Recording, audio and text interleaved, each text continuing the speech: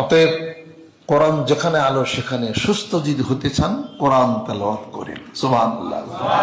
অনুনাজ্জিলু মিনাল কোরআনি মা হুয়া শিফাউর ওয়া রাহমাতুল লিল মুমিনিন। কোরআন হলো রোগের আরোগ্য, রোগারোগ্য, রোগের হলো শেফা।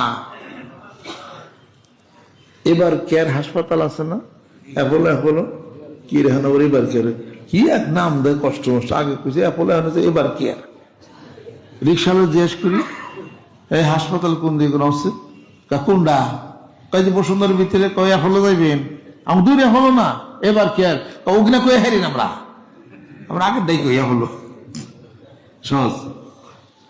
অ্যাপোলো হাসপাতাল আমি গেছি রুগী দেখার জন্য, প্রত্যেক লাইনে লাইনে দেখি কোরআন শরীফ টেবিলের উপরে। আমি এর আগে তো দিই নেই কোরআন শরীফে নেই, কোরআন শরীফ পড়লে রুগীর ফায়দা হয়, ভালো থাকে, সবাই কোরআন শরীফ চায়। কে কোরআন শরীফ চাও কে, কি আছে এটার মধ্যে?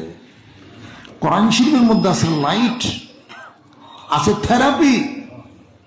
থেরাপি দুই প্রকার, একটা রেডিও থেরাপি আর একটা হলো কেমোথেরাপি। রেডিও থেরাপি যদি দিতে চান কোরআন তেলাওয়াত করেন। সুবহানাল্লাহ। প্রত্যেকটি অক্ষরের মধ্যে আছে নূর, আলো, লাইট, থেরাপি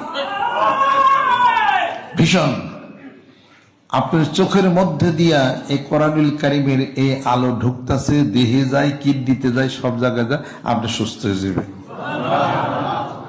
কাজে কোরআন শরীফ পরে ফিরে বলুক এত কোরআন শরীফ পড়া হারাম না, বুঝবা না ও কোরআন আমরা কলবে আমাকে হেফজ আছে।